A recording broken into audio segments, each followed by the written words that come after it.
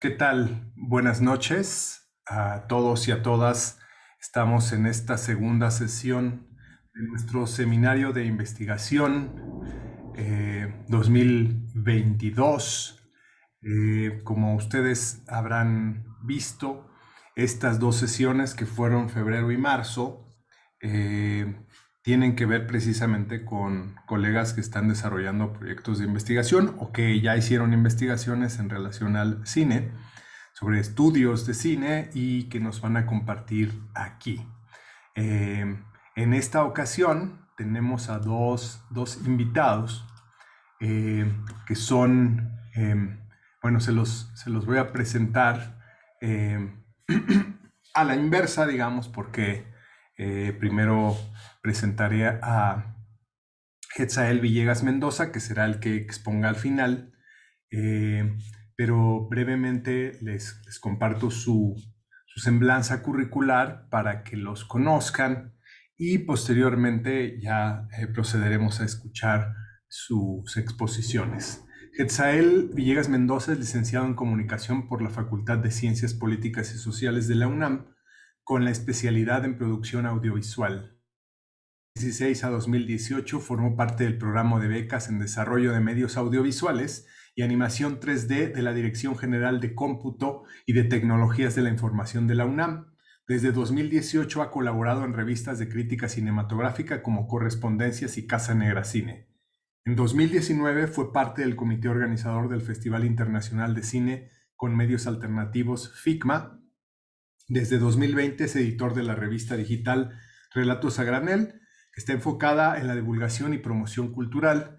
Actualmente cursa la maestría en comunicación en la Facultad de Ciencias Políticas y otros de sus proyectos incluyen la redacción de un capítulo sobre las prácticas de consumo de los eSports en México, que será publicado en un libro sobre cultura gamer, editado por la facultad también, y las asesorías para vincular, elegir, organizar, organización de la sociedad civil dedicada a la movilidad sostenible.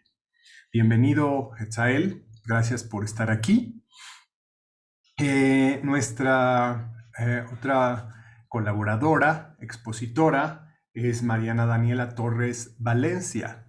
Ella es licenciada en Ciencias de la Comunicación, especializada en producción audiovisual por la Facultad de Ciencias Políticas y Sociales de la UNAM. Está enfocada en investigación artística y realización independiente. Actualmente es estudiante de posgrado en la Escuela Nacional de Artes Cinematográficas, de la ENAC. Desde 2015 ha producido y realizado numerosos cortometrajes y videos en los que sobresale la experimentación cinematográfica, la exploración musical y la dimensión teórica formal. Su trabajo ha sido reconocido, presentado y proyectado tanto en México, Estados Unidos e Irán, como en Sudamérica, África y Europa en diversos festivales de cine y video, además de universidades, museos y exposiciones. Ella va a comenzar esta sesión con una exposición relacionada con las poéticas de la experimentación musical audiovisual de Grand Bizarre. Bienvenida, Mariana, y te escuchamos. Hola, hola a todos, ¿cómo están? Bueno, solo es Dianela, entonces, como de Grand Bizarre. Y bueno, voy a empezar con hablar un poco porque elegimos este título, porque, bueno, primero, originalmente como que la idea es pensar, primero, cómo podemos vincular asuntos tanto en términos de forma como en términos de teoría y análisis, para hacer como una especie de recorrido breve, teórico-histórico, sobre tradición, que se vincula mucho a la relación formal entre la experimentación de la imagen y la relación con la música, ¿no? Para referir a esto, cuando me refiero a poéticas de la experimentación musical audiovisual, puede ser sustituido. Es una idea que a la vez contradice ideas pasadas, porque pensar en términos de audiovisual también remite a pensar primero en nociones teóricas cinematográficas. Entonces, no es negar una cosa con la otra, sino como se pueden reafirmar y vincular. Bueno, es como una aclaración introductoria y bueno, espero todo salga bien, ¿no? Les voy a compartir pantalla. puedo compartir, ¿verdad? Claro. Para hacer como más ahí lo ven, ¿verdad? Sí. Bien. Bueno, ahora vamos aquí, solo aquí como que el título para reafirmar. Marco en rojo justo esto de audiovisual, porque podemos reflexionar en torno a la palabra audiovisual de muchas maneras, ¿no? Pero en este caso funciona más pensando precisamente en el objeto que me interesa llegar, que es esta película que se llama The Grand Bizarre, que, bueno, es una película que no sería posible si no fuera por la cultura audiovisual y, además, si no fuera por la noción de lo fílmico, porque es una película hecha con una cámara Bolex en 16 milímetros, pero es como, en términos de forma, es más cercana a productos que podríamos ver en la televisión como un videoclip, etcétera. Entonces, de ahí la nota a pensar en lo audiovisual, aunque pensar en lo audiovisual no como una cosa que choca con lo que sería, pues con lo que sería lo fílmico, y para hablar de lo fílmico quiero referir primero como a ideas del cine experimental para poder abordar lo que sería el cine musical, que precisamente porque esta película es una película musical. Entonces, para referirnos a ellos, primero hay que pensar en términos de formas, poéticas y tradiciones. Que estas tradiciones tienen que ver precisamente con un cine de animación que empieza en 1911 a 1912, pero también es pensar en el cine experimental que podríamos entenderlo como, por un lado, como el cine de laboratorio, que empieza con los mismos ejercicios científicos, y pensar también el mismo artefacto cinematográfico cuando surge el cinematógrafo, surge como un experimento, tanto por sus posibilidades visuales, pero también pensar al cine experimental como una tradición fílmica, ¿no? Que no es nada más la noción de experimentación, sino ya pensar en nociones de avant-garde, y bueno, que para ello podríamos mencionar un poco, esto es como muy general porque quiero llegar realmente a la película, pero esto es como una especie de introducción de ideas que se relacionan para que nos ayude a entender lo que sería The Grand Bizarre. Cuando hablamos de cine abstracto, normalmente estamos como refiriendo a este contexto que sería 1920 y las vanguardias de los años 20, donde surge un término que me interesa, que se llama el cine absoluto. Cuando hablamos de cine absoluto es la relación entre diversas artes que se combinan para crear un producto cinematográfico, normalmente, que tiene que ver, o la música se traduce a la pintura, o la pintura a la música, o la inversa, y cómo está la escultura, la danza, diversas posibilidades artísticas se van repensando y materializando en términos de forma en lo que serían las películas de los años 20, ¿no? Y aquí ya hay un cambio en términos de espacio y de forma. Espacio cinematográfico ya no entendido como un registro único que apela a ciertas condiciones sociales o que refiere a lo que se está viendo en términos de representación, sino ya hablando en términos de expresión, sobre todo, y ya, por lo tanto, pensando en el cine más hacia lo artístico. Bueno, esto es como solo como uno de los referentes que me parece muy importante, que sería pensar justamente en el tratamiento del montaje y la forma, y tanto el sentido y la forma de Eisenstein, que bueno, en el caso de Romance Sentimentale, que es una película que es muy relevante pensando que es una película que empieza a experimentar con el sonido sincrónico, y al hacer eso posibilita con la misma materialidad otro tipo de posibilidad dentro de lo cinematográfico, y pensando en lo musical sobre todo, porque esta película realmente vemos a una mujer tocar el piano y mientras lo escuchamos empieza la película, nos lleva a paisajes, nos lleva a otro tipo de montajes rítmicos, tonales, lo cual hace como una relación totalmente experimental en este sentido, y también musical, que es una especie de concepción musical que, bueno, casi toda la teoría de Eisenstein parte en gran medida con ideas, pues sí, de ideas musicales, de pentagrama, y bueno, pues mucho de lo que se inspiró para desarrollar su teoría.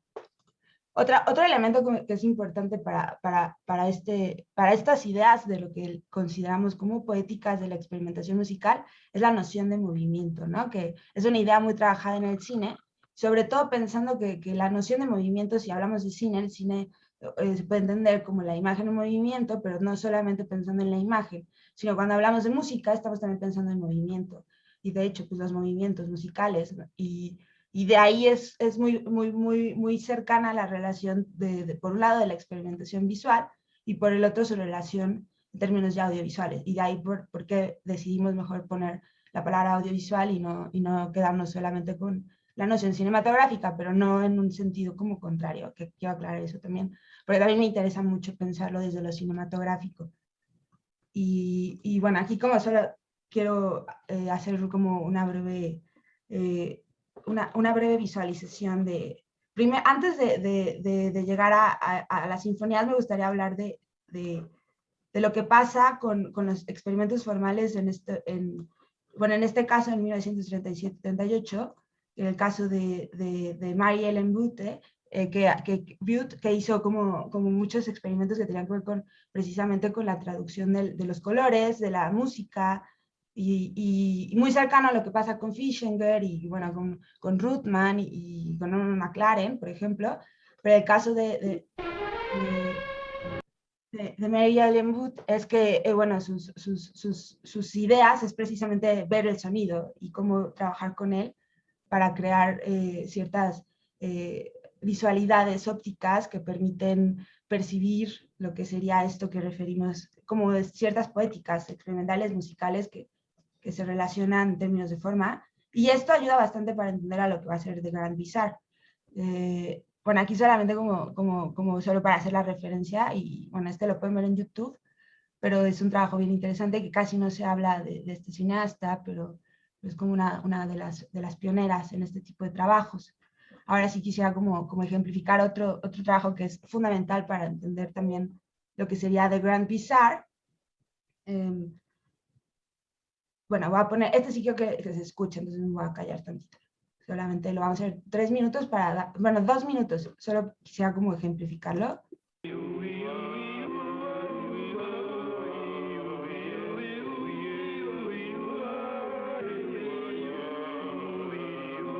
Se escucha la música, ¿verdad?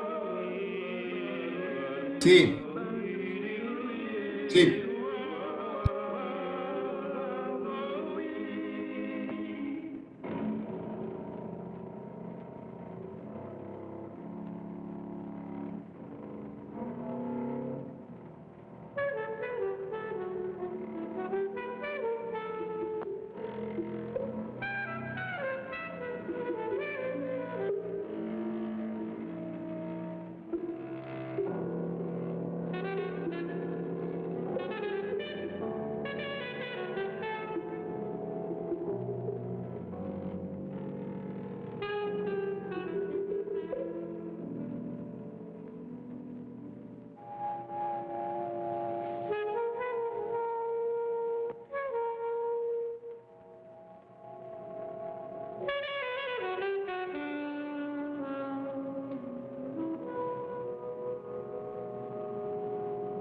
Bueno, yo creo que con esa parte, como, bueno, ese es como un gran trabajo de Shirley Clark y también este es muy interesante porque lo que trabaja Shirley Clark en este caso es como si se apela a la sinfonía que ya habían varios, este corto es de 1958.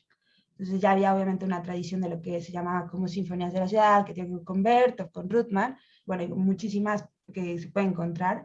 En el caso de Shirley Clark, lo que hace ya es una relación que permite la improvisación musical, porque de hecho este corto tiene varias versiones musicalizadas. Una es esta versión y hay otra con otra música. Entonces es muy interesante eh, cómo en este caso específico la importancia del tratamiento formal en relación con todo lo que, bueno, lo que ya comenté. Ahí lo voy a acotar. Bueno, y esto es como nada más, insisto, ya voy a cerrar esta parte para irme a la película, que es lo que quiero hacer. Pero aquí como no me puedo quedar sin estas ideas de Fischinger, ¿no? la noción experimental por ejemplo, en el caso de Fischinger, que también tiene que ver mucho con la experimentación musical, es precisamente la noción de cómo existe una sinestesia audiovisual en términos pragmáticos, es decir, hay formas visuales, colores que remiten a sonidos y sonidos que remiten a imágenes. Y bueno, en este caso en An Optical Poem de Fischinger, que también se puede encontrar en YouTube, sin problema, pero este no lo voy a poner. Aquí ya hay una noción muy clara entre la temporalidad visual y el ritmo. Y bueno, aquí quería poner este estilo de Optical Poem porque se me hace bien interesante cómo él afirma que él está haciendo un experimento científico, ¿no? Entonces, esto remite a lo que les decía al principio. Por un lado, las ideas del cinematógrafo como un experimento científico, pero por el otro, pensar en el cine experimental no desde esa perspectiva. Pero también hay cineastas que lo ven así, como Fischinger. O sea, él sí lo estaba viendo como claramente un experimento científico para entender un poco incluso la mente, ¿no? La mente, y bueno, eso se me hace bien interesante. Hay muchos ejercicios de este tipo que podría categorizar dentro de lo que refiero, pero precisamente por eso quería llegar a un caso más actual, que sería el de garantizar, que es a lo que voy a llegar. Pero quiero que vean estos styles. Estos styles, bueno, son de Norman McLaren, también está en YouTube, Synchrony, que es como en la misma línea de lo que ya comenté, pero en el caso de Synchrony es bien interesante porque Norman McLaren lo que hacía era imprimir unas placas y lo que hacían esas placas era una especie de traducción técnica de sonidos a imagen. Entonces, era bien interesante porque lo que estamos viendo son como las placas, pero a la vez esas placas son sonidos. Entonces, es bien interesante porque aspira, pues, precisamente como el nombre de este corto que se llama Synchrony, llegar a cierta sincronía audiovisual. Entonces ahí estamos en el terreno de la audiovisual y en el terreno de nociones no solamente de la imagen o no solamente de la música. Entonces es como precisamente lo que permite desarrollar cierto lenguaje y bueno, es algo que después podemos ver en muchísimos videoclips, por ejemplo, y no solo en videoclips, en el cine, en series de televisión, incluso en marketing, en comerciales, en todo tipo de productos audiovisuales, cómo este tipo de nociones poéticas y formales forman parte, en cierta medida, de toda la cultura audiovisual de muchas maneras. Incluso en las intros de Netflix, por ejemplo, en muchas intros que son muy abstractas, que incluso podrías pensar que son un corte experimental tipo Norman McLaren o así. Y bueno, ahora el Gran Bizarre, ¿no? Que es como la película de esta presentación. Bueno, puse primero estos estilos porque quería que se viera de alguna manera como parece que hay una cierta evolución bien interesante como de mentes, ¿no? Y eso se me hace bien interesante porque precisamente Jody Mack está en esta línea de creación. Entonces aquí quiero que vamos a primero en esta secuencia que quisiera que la viéramos juntos, para que estemos en lo mismo, porque igual no la han visto. Si no la han visto, se llama The Grand Bizarre, Jody Mack, y con mucho gusto yo se las puedo compartir. Tengo un link, y bueno, si alguien quiere la película, les pongo mi mail y me la piden.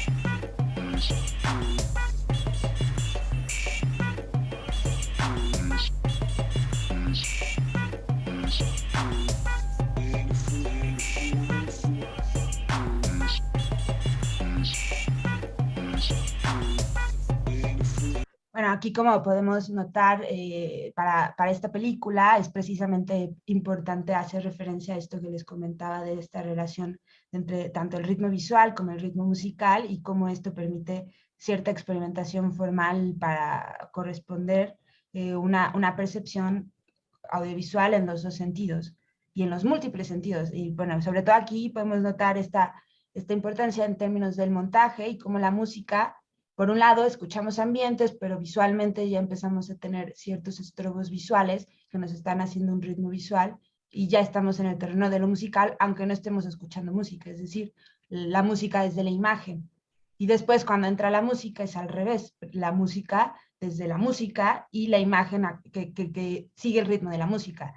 Entonces esta película es una hora de película que sigue lo que acabamos de ver, y toda la película, en una parte pueden escuchar ni un diálogo, no hay diálogo en la película. Todo es paisaje sonoro, paisaje, ambientes, música, sonidos diegéticos, extradiegéticos, hay todo tipo de artefactos, hay una especie de relación entre los objetos con los países a los que refieren y también pues los textiles, que es como una de las cosas muy importantes para la película.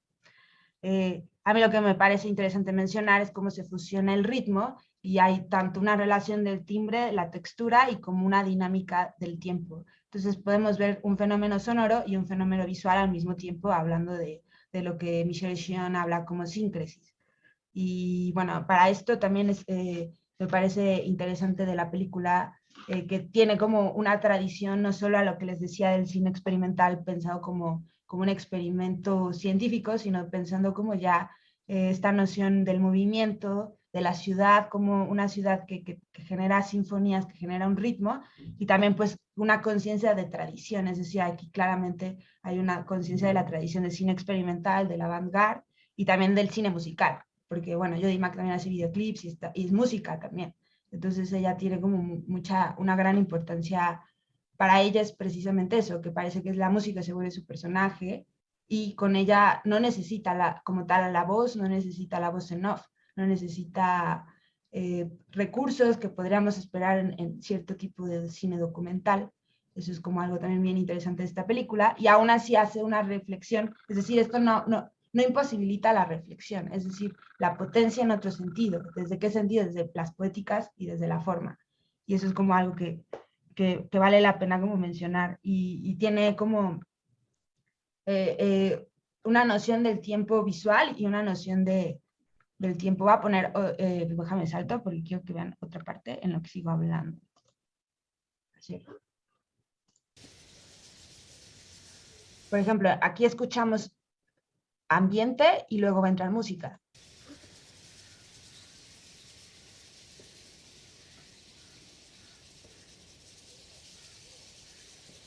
Es un paisaje sonoro y eso es bien interesante porque nos está haciendo como esta no costumbre de lo que podríamos esperar, de nuestras expectativas audiovisuales. Porque visualmente es muy musical, pero sonoramente estamos en el paisaje sonoro, ¿no? Entonces, ese tipo de elementos pero posibilitan este juego que tiene que ver con su relación, tanto de reflexión del audiovisual mismo como reflexión de lo cinematográfico y reflexión también de la técnica misma, porque hay como ciertos tempos que van marcando, hacen referencias a distintos sonidos en distintos momentos históricos, es decir, puedes escuchar un teléfono, puedes escuchar cierto tipo de maquinarias que ya apelan no necesariamente a lo fílmico, sino a lo digital, a la cultura popular, y eso es como algo que hace que esta película que no se quede únicamente en lo fílmico pensado como por el hecho de ser una película hecha en 16 milímetros tiene su valor.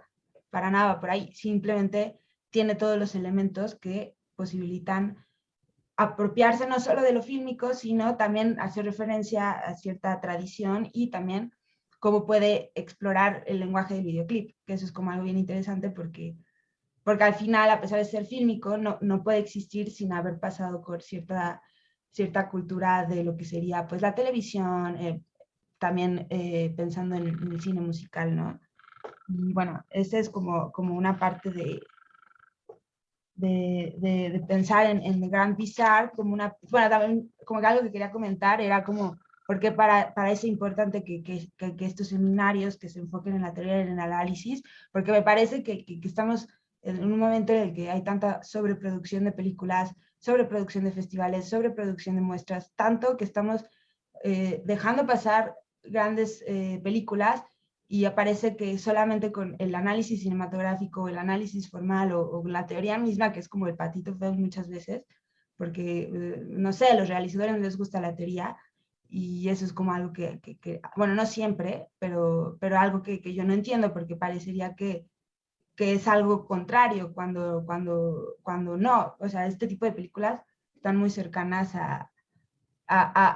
pueden posibilitar ideas teóricas que vale la pena revisar y creo yo que solamente cuando estamos viendo las películas fuera ya de los festivales, fuera ya de contexto de exhibición específico, sino ya valorarlas y darles el tiempo para estudiarlas y pensarlas, nos permite como apreciarlas aún más. Bueno, a mi parecer se vuelve como una especie de enamoramiento distinto, ya no es la primera impresión, pero se vuelve como una cosa así de fascinación y respeto por el trabajo, no solo de la película, sino como por el mismo trabajo que nosotros como espectadores podemos tener, ¿no? Que es como muy importante como valorar eso.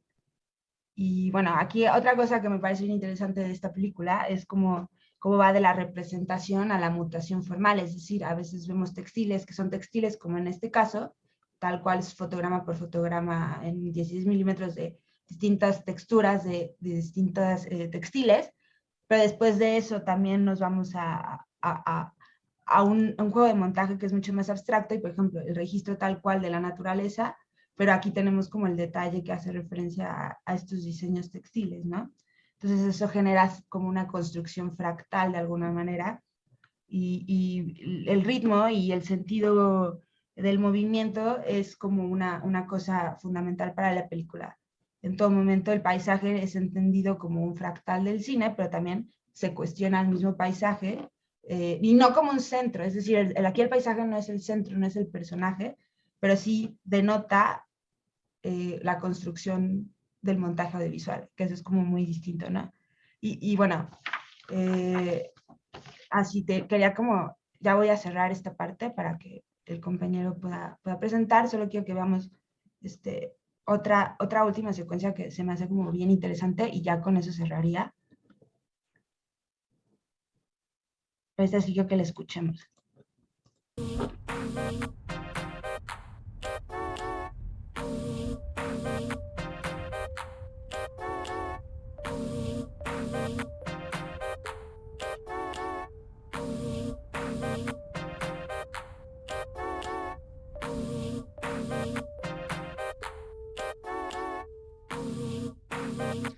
Whose line is it anyway? It's time for me to say if it is another or one way. The area is gray.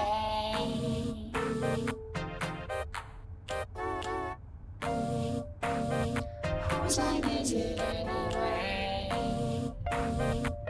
It's time for me to say if it is another or one way. The area is gray.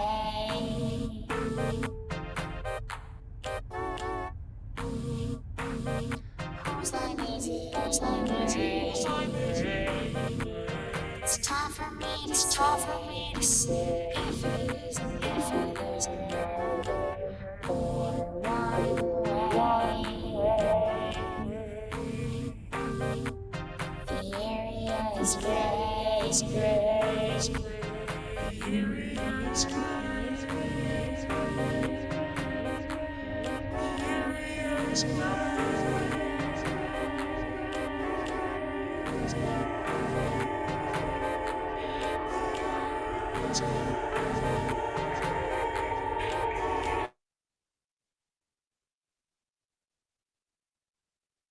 Bueno, y ya, bueno, no sé en qué momento me dijeron lo de los 2 minutos, pero bueno, solamente como quisiera cerrar esto, como pensar el cine musical más allá de Hollywood implica considerar el cine musical como una posibilidad también experimental, que la música y el cine se pueden entender en conjunto, no solo en su relación formal y conceptual, sino también pensando en las vanguardias, en su tradición histórica, y cómo la conciencia sonora es multisensorial, rompe la visualidad lineal y la concepción del diálogo en el audiovisual, es decir, posibilita como esta película, ¿no? Que quizás no está la palabra, no está la voz en off, no están los personajes, no están las entrevistas, pero no por ello deja de comunicar una serie de reflexiones en torno a los textiles, en torno a lo fílmico, en torno a la película, en torno al cine mismo, a la música y el mismo proceso de creación de la música en el cine. Y bueno, cerraría con esa idea y bueno,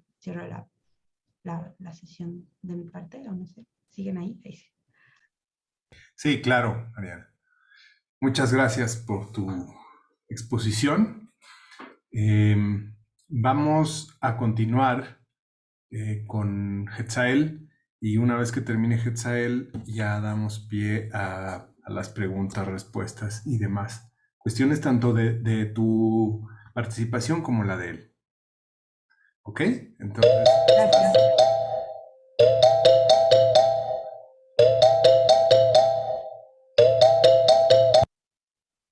Ya llegó Jody Mac. no sé a quién le suena eso, pero bueno, Creo que es a ti. qué raro, porque no tengo nada que suene así.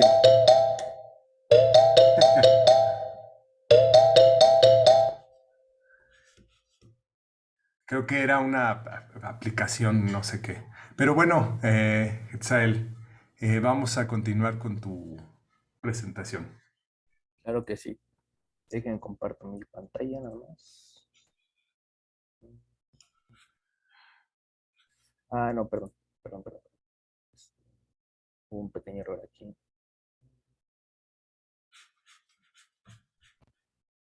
Listo. ¿Me pueden decir si ya pueden ver mi pantalla, por Y favor? ya la podemos ver. Perfecto. Bueno, la exposición que traigo el día de hoy tiene por título Aproximaciones formales al cine participativo, las funciones de la interfaz gráfica digital.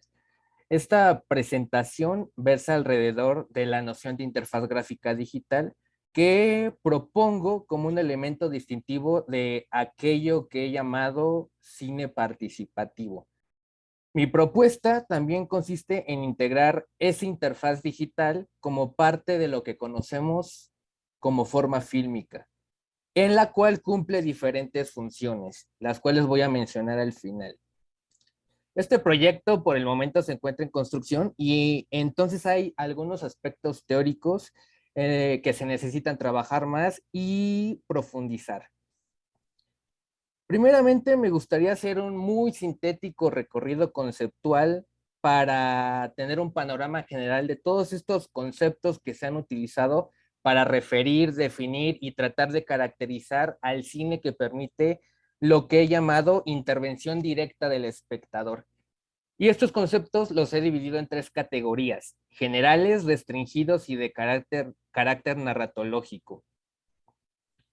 Estos conceptos son recurrentes en varios campos de estudio, principalmente en las ciencias de la comunicación, las ciencias de la computación, los estudios de arte, concretamente los cinematográficos, los estudios de videojuegos y la narratología. En el campo de los conceptos generales se encuentran estos términos cuyas definiciones, o mejor dicho, en sus definiciones no solamente entraría este cine que permite la intervención directa, sino también otro tipo de expresiones audiovisuales interactivas. Y bueno, los conceptos más recurrentes entre los conceptos más recurrentes podemos mencionar los siguientes: obras audiovisuales interactivas, cine expandido, por ejemplo, incluso experiencias interactivas. Estos conceptos son muy recurrentes en los campos de la comunicación audiovisual y de los estudios del arte. Por otra parte, están aquellos que he denominado como conceptos restringidos, Y en este grupo se engloban términos que restringen sus definiciones al aspecto cinematográfico de las obras audiovisuales interactivas. Esto significa que toman en cuenta aquellas que están realizadas a partir de las técnicas cinematográficas y que además permiten la intervención directa del espectador. También estos conceptos enfatizan la supuesta pasividad del espectador con respecto a otro tipo de medios y también destacan la importancia de la tecnología digital. Curiosamente, aunque los autores que voy a mencionar en este grupo utilizan los mismos conceptos, a veces sus definiciones son bastante dispares. Llama la atención que en este caso únicamente hay dos conceptos, cine interactivo y película interactiva. El primero trata de alguna forma de caracterizar este fenómeno de una manera más general, mientras que el segundo sí se trata de aplicar a títulos audiovisuales muy concretos. Estos conceptos han sido muy recurrentes en campos como la comunicación audiovisual, el estudio de los videojuegos y las ciencias de la computación.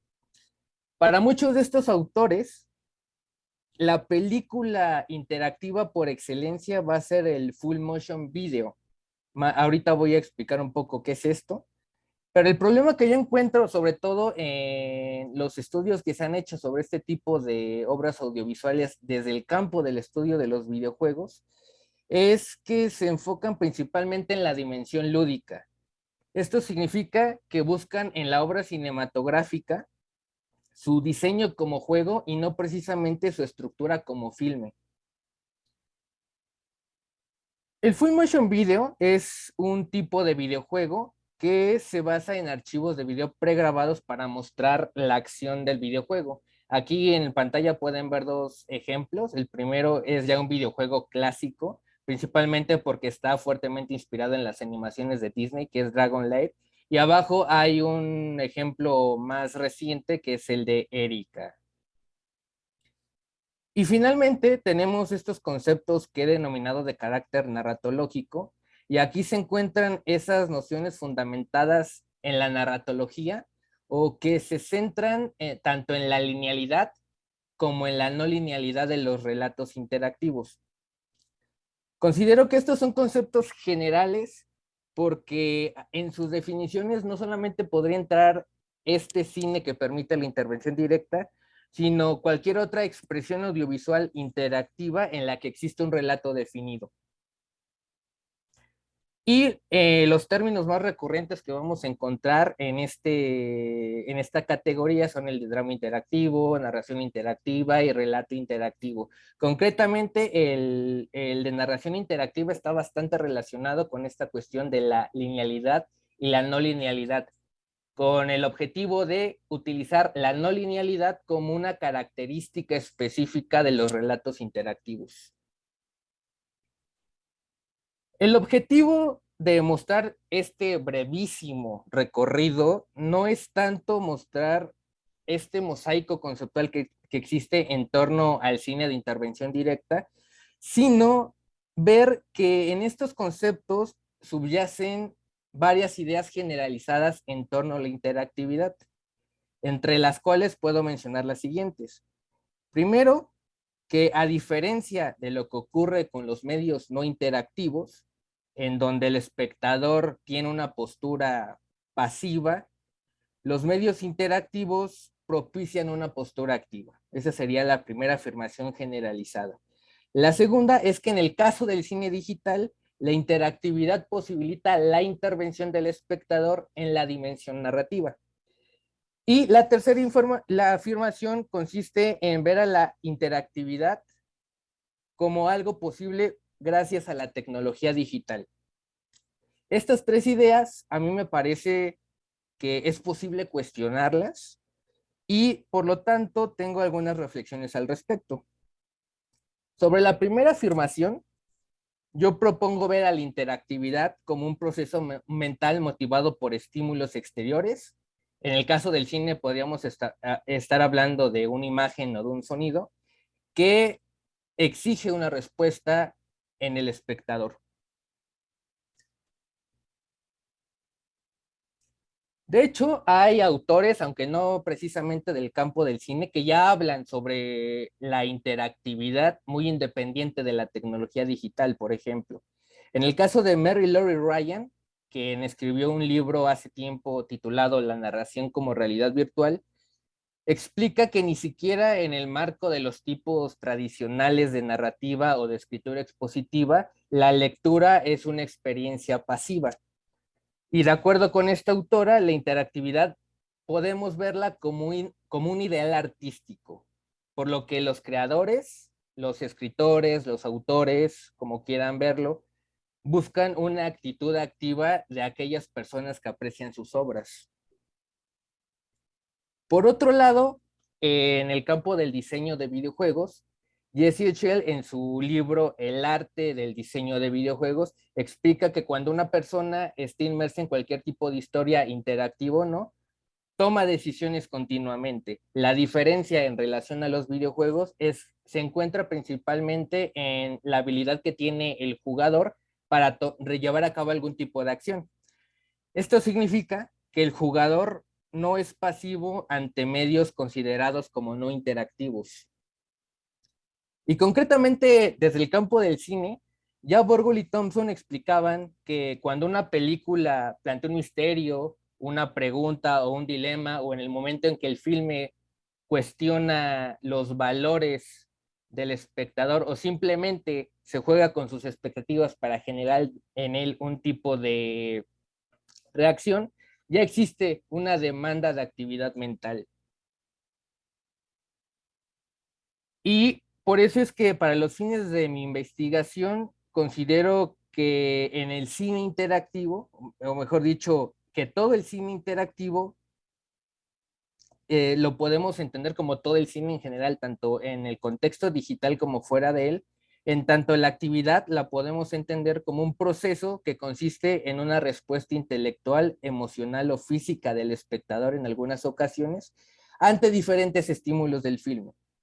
Lo que ocurre con la tecnología digital en este caso es que agudiza ese tipo de relaciones. En cuanto a la segunda afirmación, yo considero que la interactividad no solamente toma lugar en la dimensión narrativa.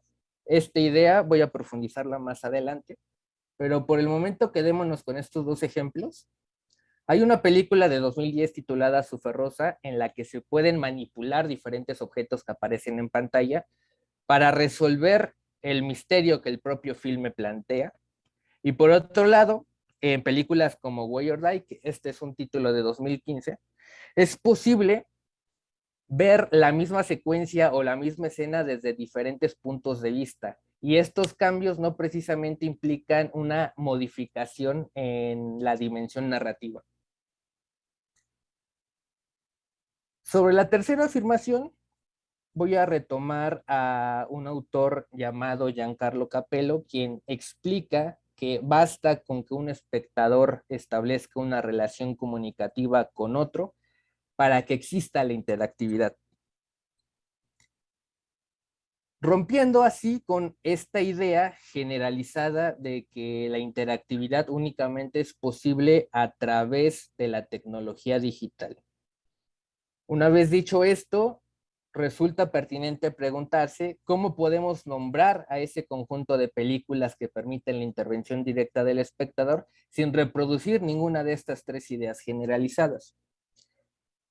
Y aquí yace mi propuesta.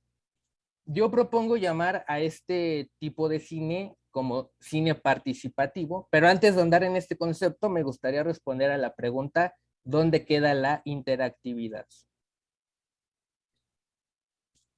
Previamente les mostré este mosaico conceptual del que podemos concluir que la noción de interactividad es transversal porque se trata de un fenómeno que da paso a múltiples definiciones de un vasto campo de estudios.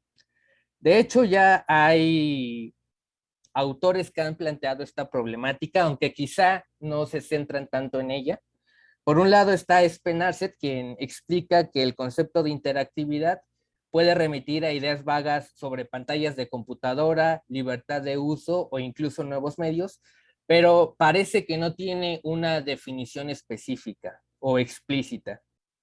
Y por otro lado, Letmanovich concluye que este término es demasiado amplio para ser útil de verdad en términos operativos. De acuerdo con este autor, la interactividad como carácter exclusivo de lo que se conoce o se conocía, mejor dicho, como los nuevos medios, es un mito porque ya en medios considerados tradicionales, él menciona el teatro y la literatura, en ellos ya existe un tipo de interacción psicológica. Por lo tanto, en esta investigación que estoy desarrollando, la interactividad tanto en el cine analógico como el digital, podemos entenderla como una relación entre el filme y el espectador, en donde el primero emite un estímulo que puede ser abstracto o específico, que motiva algún tipo de respuesta en el espectador. Además, propongo utilizar este término para hablar de esa vertiente y exclusivamente de esa vertiente del cine digital conformada por filmes en los que es posible la intervención directa del espectador a través de una interfaz gráfica digital. Ya hay autores que hablan, cuando se refieren al cine interactivo, como mecanismos de exploración y también hablan de que en él existen herramientas interactivas, pero yo propongo abordar a la interfaz gráfica digital como un elemento distintivo del cine participativo, puesto que sin la participación, mejor dicho, sin la interfaz no es posible la participación, y la participación es fundamental para este tipo de películas. En cuanto a la interfaz gráfica digital, estoy realizando aproximaciones conceptuales, utilizando como definiciones base varias perspectivas que provienen en su mayoría del estudio de los videojuegos. Y esto se debe a que, me parece, este cine participativo es producto de la convergencia mediática, pero en una etapa que he llamado la de la hibridación, en donde precisamente hay medios que empiezan a tener ciertas características que antes eran distintivos de otros.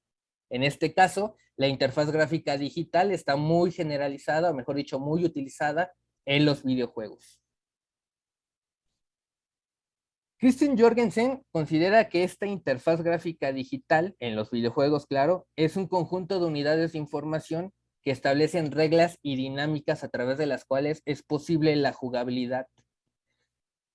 El autor explica que los distintos niveles informativos que aparecen en el juego operan como una interfaz, y esta a su vez funciona como una guía al jugador, indicándole hasta qué punto puede intervenir. Y también dice algo que a mí me parece muy interesante, y es que cada videojuego es muy diferente, al igual que su interfaz. Esto significa que cada uno debe encontrar aquella que mejor se ajuste a sus necesidades expresivas. Me parece fundamental esta idea porque ya nos dice que la interfaz tiene una cualidad estilística. Por otro lado, Diego Mate habla de la interfaz como una dimensión donde se organizan y presentan diferentes niveles de información respecto a elementos como las reglas y los objetivos, las acciones posibles y los recorridos disponibles. Al igual que Jorgensen explica que la interfaz indica al jugador hasta qué punto puede intervenir. Para estos dos autores, todo aquello que integra la interfaz no corresponde a lo que muchos podrían entender como la diégesis, sino que más bien pertenecen a el campo de la acción.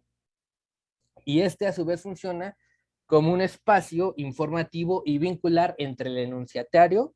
Ellos hablan de un jugador, pero en este caso yo me refiero a un espectador, y la diégesis. Aunque yo considero que también hay que tomar en cuenta que hay películas que no precisamente construyen una diégesis porque sus intenciones son de otro tipo, pero incluso en ese tipo de películas también se puede hacer uso de las interfaces. Y por lo tanto, estos autores señalan que la interfaz cumple una función principalmente indicativa. Hay otros autores como Peter Weibel y Hans Diebner, quien en su libro Las ciencias de la interfaz ya explican que el teclado y el monitor pueden ser considerados partes de una interfaz. Y yo relaciono este aspecto a una dimensión que he denominado material y física. Y sin embargo, los autores también explican que ya hay partes del software que se pueden considerar interfaz. Y en este sentido, también creo que hay una dimensión material y visual de la interfaz. Sin embargo, propongo ver para los fines de esta investigación a la interfaz gráfica digital como una entidad que se encuentra más allá del monitor. Tomando en cuenta estas definiciones, en esta investigación, la interfaz gráfica digital la podemos considerar una técnica que consiste en conjuntar varias unidades de información para construir significados que permiten establecer las reglas y dinámicas de participación de las que ya hablaban los autores previamente citados, pero también se puede acceder a ese universo diegético en caso de que exista, pero también permiten el tratamiento de ideas abstractas. En el caso del cine participativo, la interfaz gráfica digital es una técnica que rebasa la condición material física de los dispositivos para manifestarse de una forma material visual, como acceso a diferentes dimensiones del filme. Para mencionar algunas, la visual, la sonora, la narrativa en caso de que exista, y otra más que he denominado provisionalmente la simbólica.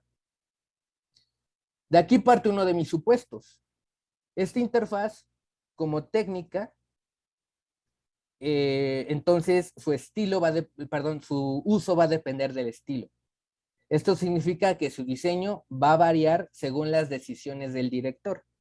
Y por lo tanto podemos considerar a la interfaz digital como un recurso estilístico que cumple diferentes funciones dentro de la forma fílmica. Y por lo tanto es revisitar este concepto de la forma fílmica para saber en dónde queda la interfaz.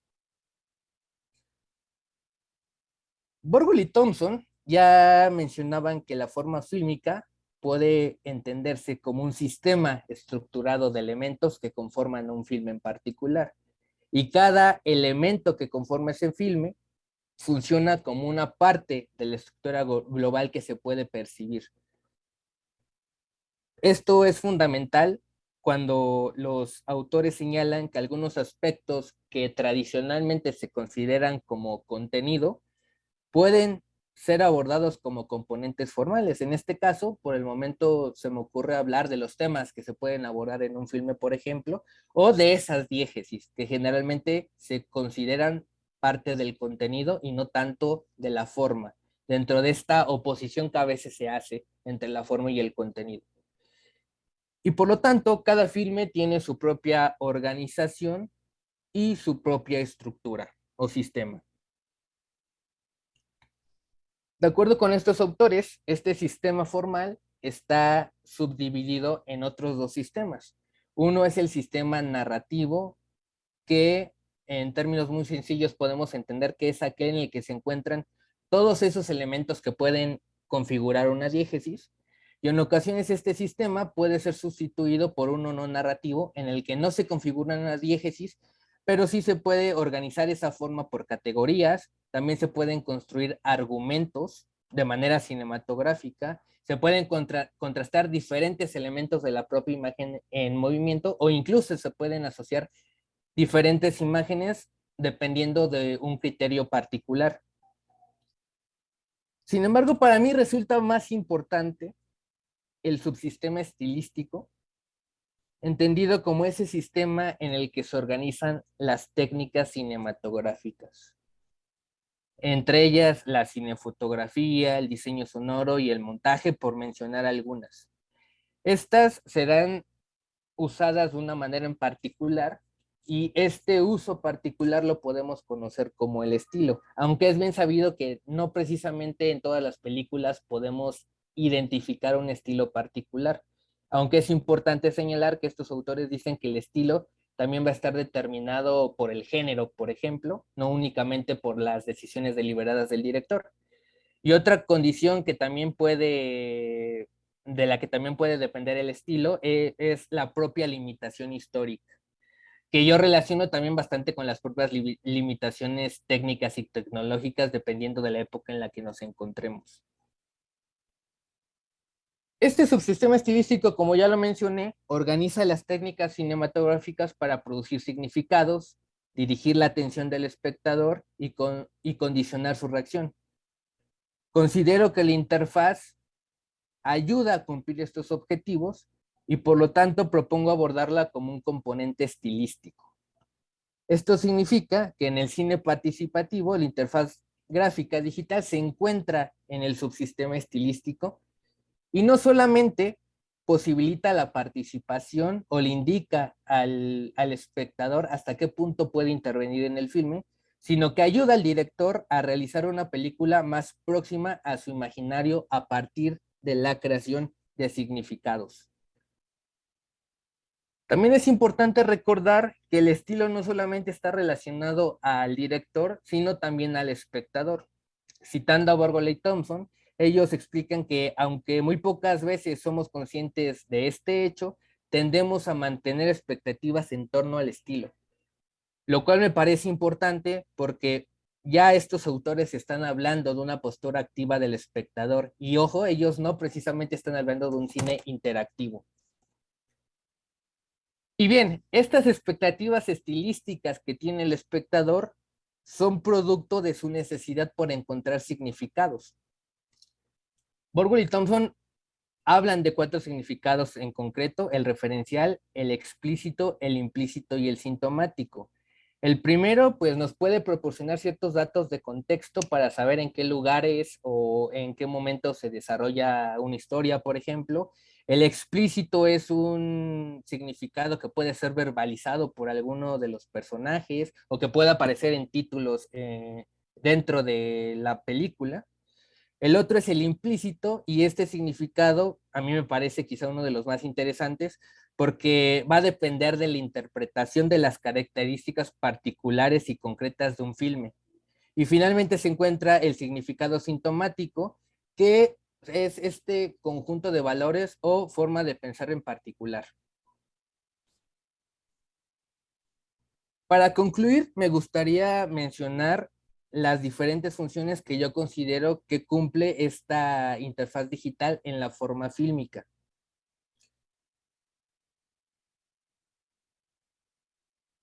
Sobre la función, Borgwell y Thompson explican que cada elemento de la forma fílmica tiene una o más funciones, y es importante distinguir entre la función y la motivación.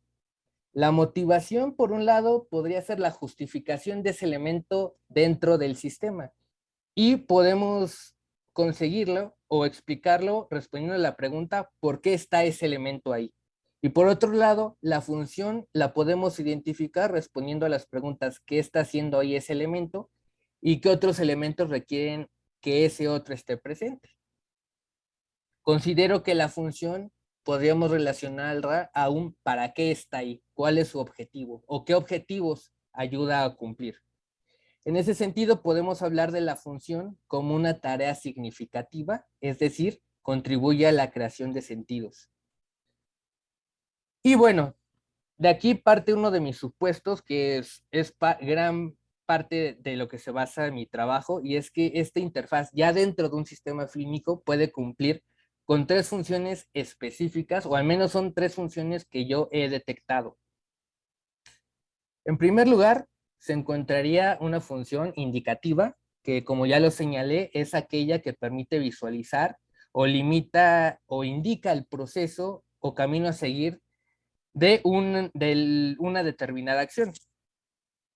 Un ejemplo de ello fuera del cine son estos menús con herramientas que aparecen en programas como Photoshop o en Premiere, por decirlo. Pero ya concretamente hablando de lo que yo considero cine participativo, esta función se manifiesta como menús de opciones en los que el espectador debe tomar algún tipo de decisión o se le informa sobre los avances en la película. En este caso, el frame que ven en pantalla es de la misma película que señalé previamente. Y como podrán ver, abajo aparece un menú de opciones en el cual se le indica al espectador cuánto ha avanzado en la película, cuántos puntos de vista son los que existen y que puede utilizar, y cuánto tiempo invertido en cada uno de esos puntos de vista. Por otro lado, se encuentra la función narrativa, que aplicaría cuando en las películas existe una diégesis, y consiste en concatenar una serie de sucesos o acontecimientos que en ocasiones pueden jugar incluso con el registro dramático. El frame que ven en pantalla corresponde a una película titulada That Moment When, y en este caso, dependiendo de las opciones que elijas, la conversación se puede tornar o más amigable o más incómoda. Y finalmente se encuentra la función que al menos hasta el momento he denominado simbólica, y esta permite construir significados implícitos. Significa que también contribuye al tratamiento de ideas abstractas. Esta interfaz que ven en pantalla corresponde a un documental en donde una chica realiza un viaje desde Nueva Zelanda a Rusia, y ya la propia interfaz nos ayuda a ver que la película de alguna forma nos está hablando del viaje como transformación o del viaje como cambio. Ya para finalizar, diría que a modo de autocrítica, estas funciones, o mejor dicho, la división de estas funciones, las encuentro trabajando aún y probablemente tengan modificaciones en el futuro. A las tres falta dotarlas de más características que les permitan tener un mayor grado de especificidad. El objetivo en esta ocasión era dar un panorama general del rumbo que está tomando la investigación. Y como apuntes finales, puedo señalar que las distinciones que he hecho entre estas diferentes funciones permiten identificarlas en momentos concretos dentro de los filmes. Sin embargo, es importante señalar que esta distinción es simplemente esquemática, ya que yo considero que la interfaz gráfica digital cumple diferentes funciones de manera simultánea. Y aquí viene lo importante. Para saber cuál de estas funciones es la más predominante, es importante ponerla en relación con el resto de elementos que configuran a los filmes. Eso es todo por mi parte y muchas gracias. Muchas gracias, Hetzael y Mariana, por sus exposiciones. Ahora vamos a pasar a la serie de preguntas o sugerencias, problematizaciones y demás cuestiones que vayan surgiendo entre nuestros participantes de este seminario. ¿Quién quisiera comenzar a comentarles sobre tanto la participación de Mariana como de Hetzael?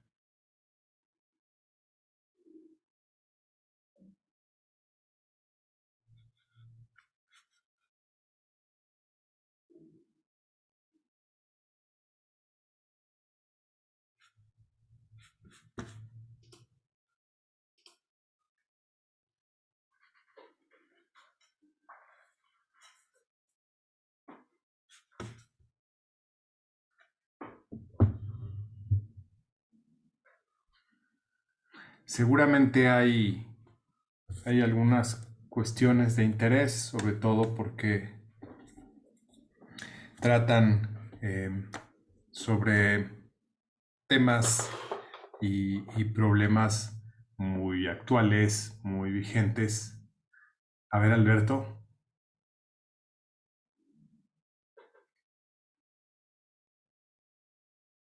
Alberto. Ay, perdón, lo que pasa es que quiero levantar la mano hace rato, pero parece que mi Wi-Fi está un poquito lento. Buenas tardes. Entonces, mi pregunta es sencilla, es para Yetzael. Eso de la participación de nosotros como espectadores dentro de las películas, además de los videojuegos, yo recuerdo que cuando salieron los DVDs, hace ya algunos años, algunas películas ya tenían la opción de tener, como usted dice, otros puntos de vista y inclusive algunos, ¿cómo se llama? Algunos finales alternativos. Y aparte de que algunos tenían la opción de contemplar escenas extras que no vienen típicamente en el cine. Ahora ya mi pregunta en concreto es, a pesar de que eso ya es un tema viejo, que ya me parece que desde los años 90, no he visto que marque una tendencia. O sea, yo pensé que ya bueno, yo cuando lo vi por los 90, repito, yo pensé, desde en 10 años ya todas las películas van a ser así, ¿no? Pero pues he visto que sigue siendo, pues, no sé, algo limitado. Usted ya concretamente ve en unos 5 o 10 años que esto, al menos este margen ya lo podemos ver en los videojuegos, es evidente, pero ya más en nuestra participación dentro de las películas, o sea, más finales alternativos, de ese tipo de cosas, al menos en los DVDs. Eso es todo. Gracias. Gracias por tu comentario, Alberto. Mira, primero, a mí me parece que hay como una especie de centralización de la narración y entonces cuando hablamos de cine interactivo siempre nos remitimos a esta idea de que podemos decidir qué es lo que va a pasar en la historia, qué es lo que va a ocurrir con los personajes. Esa yo diría que es la tendencia, esa sí es una tendencia, ¿no? La propia centralización de la narración. Ahora, en lo que tú dices, no creo que vaya a llegar un momento en el que este tipo de películas vayan a tener un consumo de carácter masivo, más bien es de nicho. Hay, ya, de hecho, ya hay textos que tratan de caracterizar el tipo de espectador que se necesita para estas películas. Y por un lado, yo sí creo que ya tiene que ver bastante con un espectador que está muy inmerso en la cultura transmedia, por ejemplo, o en la cultura digital, y que por supuesto está ya muy acostumbrado a hacer las cosas por su propia cuenta. O sea, pensemos en el usuario de las redes sociales, por ejemplo, hay una autogestión de los contenidos. Entonces, este tipo de cine no apunta a grandes públicos. De hecho, hay películas que se están haciendo en laboratorios a manera de experimentación. Y sí, yo creo que dentro de unos 5 o 10 años va a haber más producciones. Yo espero que no únicamente centralizadas en la narración, pero no van a ser de carácter masivo, van a ser pensadas en grupos específicos. También por eso es que existen películas con interfaces que muchas veces se encausan más hacia la parte lúdica que hacia la parte cinematográfica, pensando en que quizá este tipo de películas puedan funcionar más para un gamer, por ejemplo. Ok, muchas gracias, Etzael. Eh, ¿Quién más quisiera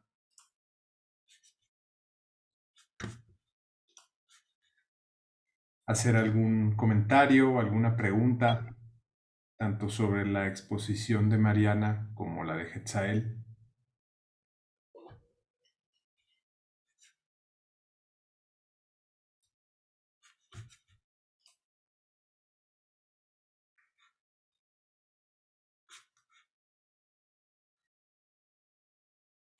Seguro hay otras, pero no se animan a participar.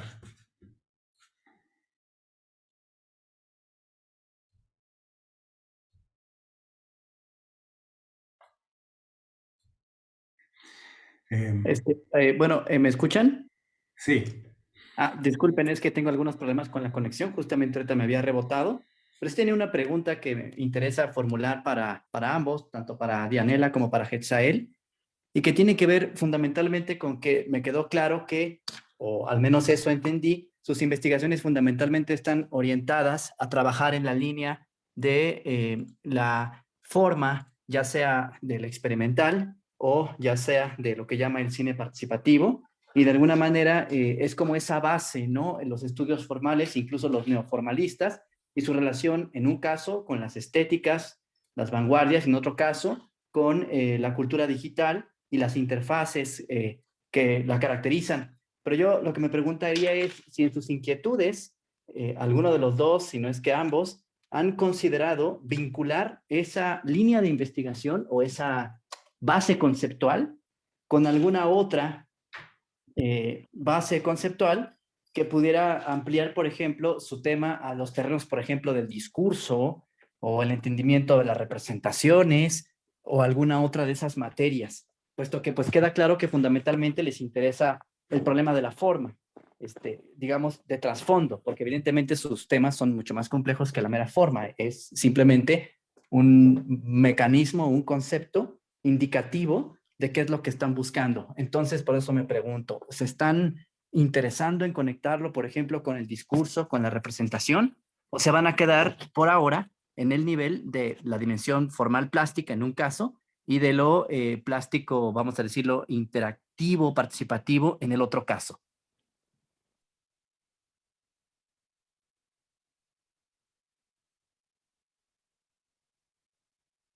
¿Quién quiere responder primero? A ver, Mariana. Hola, Rodrigo, gracias por la pregunta. Bueno, realmente, bueno, esta presentación solo era como una especie de relación formal de lo que es el de Grand Bizarre, pero bueno, el proyecto que ahorita estoy trabajando, que sí se relaciona a esta película, porque sí quiero que se forme parte del corpus, estoy trabajando la noción de sinfonías del paisaje, que básicamente es una reformulación a las sinfonías de la ciudad, pero pensando que la transformación de la modernidad ya es otra, en el sentido de ya no como el anhelo a la modernidad, sino lo contrario, que sería pues la extinción, el fin, ¿no? Lo que estamos viviendo ahorita. Y la crisis sobre todo. Entonces, por ejemplo, en caso de Sinfonías del Paisaje estoy tratando de relacionar algunas ideas de Krakauer, de teoría crítica, y bueno, creo que ahí está el discurso, es decir, ¿por qué elegir paisaje y no ciudad ya? Ya apela a un universo de discurso, a mi parecer, y una postura más allá de lo formal, porque ya no es nada más reflexionar en torno de la forma, aunque claro tiene que ver, pero yo creo que o sea, cómo podemos entender al paisaje como un discurso desde la forma, por ejemplo. Y bueno, eso sí me interesaría, pero claro, ese proyecto que sería el que estoy trabajando, todavía estoy como en la primera fase, pero sí me gustaría como abordarlo por ahí, pensar un poco como esto, sí, bueno, me quedaría con eso. Y bueno, ¿dónde puede estar ahí la noción reflexiva también? Desde pues la mutación formal, sobre todo. Y bueno, pensaría en eso. Gracias. Hetzael. Sí, ¿qué tal, Rodrigo? También, gracias por la pregunta. Justamente una de mis inquietudes es llegar como a un nivel de significación todavía más abstracto. Mira, digamos que lo que a mí me interesa es demostrar cómo incluso la interfaz digital, aunque parece muy superficial en el sentido de que en este caso le estoy relacionando al tema de los videojuegos o en este caso en concreto a las películas, me parece que también ayuda a reflejar ciertas formas de pensar y esas formas de pensar las podemos relacionar a contextos particulares. Entonces, en efecto, esta es como una primera parte del trabajo en la parte teórica, un poco para delimitar que no voy a tratar como de interpretar o de analizar cosas que no están en la película. No sé si me explico, pero hay otra parte que me parece fundamental y es, en el caso, el corpus que yo tengo consiste en una película en particular, porque precisamente quiero ver si el modelo que quiero proponer para analizar funciona. Y es que a mí me parece que ya esta película que es Bandersnatch, que supongo que están familiarizados con ella, o espero que sí, ya refleja un poco sobre esta parte de cómo estamos condicionados por los algoritmos. Y es una parte que sí está ahí, hay varios elementos que te la dicen, pero no me parece que tampoco basta propiamente desde esta perspectiva neoformalista y con estas categorías. Hay otra parte que estoy trabajando también que me parece muy interesante y no sé qué también me vaya a salir, porque nuevamente te digo que es una cuestión que sigo trabajando. Y a mí me interesa también la parte semiótica. Y ahí sí es muy importante la cuestión del contexto que va más allá del filme. Y me interesa de alguna manera tener una especie de balance entre este contexto fuera del filme y lo que la propia película nos proporciona para tener quizá categorías de análisis que nos permitan acercarnos más a ese significado que he llamado también simbólico, pero sin salirnos también de lo que la propia película nos ofrece. Y espero haber respondido a tu pregunta. Gracias. ¿Alguna otra? Todavía tenemos unos minutos.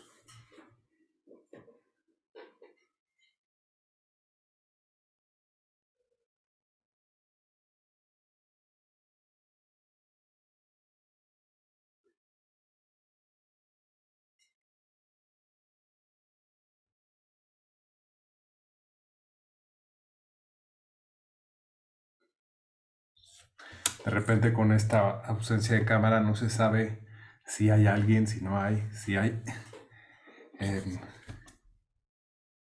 interactividad. ¿Hay otra mano? ¿Alberto?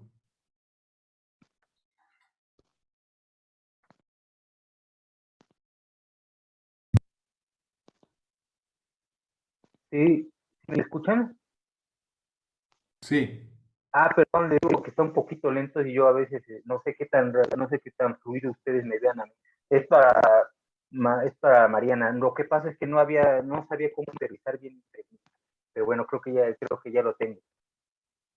Para la utilización de la gama, tanto de colores como una narrativa musical, como usted nos lo presentó en su exposición, yo creo que también es evidente que también no solamente se puede utilizar para el cine, ahora también podría ser a otros campos pues, un poco más maquiavélicos como la política, la transmisión de la idea de ¿cómo se llama?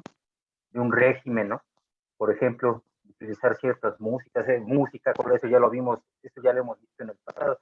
¿Usted ha visto especialmente en estos conflictos que hemos vivido en estos días, algo de lo que usted mismo nos acaba de enseñar hace un rato? Una aplicación constante de ciertos ritmos, ciertas gráficas, ciertos colores que usted pueda notar, o solamente, o yo soy un paranoico yo y solamente yo lo noto. Gracias. Perdón, no entendí la última parte de la pregunta, como que se cortó tantito. Ah, sí, perdón, no se fije, le digo que a lo mejor ya es mi wifi. Sí, otra vez, toda esa gama de colores, música, no sé si usted lo ha podido notar en algunos ciertos mensajes que los políticos de algunas potencias nos quieren reafirmar, no sé, o sea, algo que usted haya notado por ahí, ahora sí que en el sentido negativo de su trabajo, de su investigación que usted haya hecho. Gracias. Ya, claro, entiendo. Gracias por la pregunta. Bueno, pues es que precisamente eso a mí se me hace bien interesante porque, claro, pues ahí no, o sea, bueno, tendré un ejemplo ahorita específico, pero sí me parece que desde, pues en el contexto de los años 20 también empezó a pasar eso, como esos mismos experimentos formales que estaban pensados para, pues, para cineclubs, no sé, todo el cine de vanguardia, mucha propaganda, y no solo propaganda, también pues, cine publicitario y, bueno, muchísimos productos audiovisuales se inspiraron en esto para generar una serie de productos de diversa índole. Entonces no me extrañaría, pues sí, que actualmente también podamos notarlo. Y me parece que, sobre todo en propaganda soviética, era muy común también utilizar este tipo de elementos, de transiciones. Y bueno, como comentaba, lo podemos ver incluso hasta en todos lados, ¿no?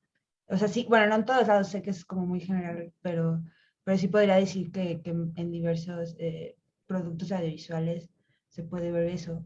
Y por ejemplo, ya quizás no es lo mismo, pero sí como para ejemplificarlo un poco más, el caso de Fantasía, ¿no? De 1940, de Disney, que precisamente lo que hizo fue pues hacer una síntesis de todo el cine de vanguardia, incluso robó el crédito de Fischinger, hubo un problema ahí que tuvieron.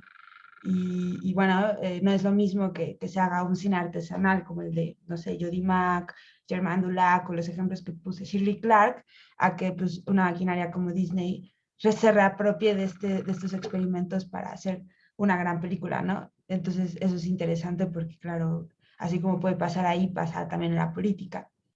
Y yo pensaría de propaganda, así como más específico, creo que hay mucho así también en propaganda soviética, sobre todo. Y de hecho muchos artistas fueron comisionados para ese tipo de trabajos.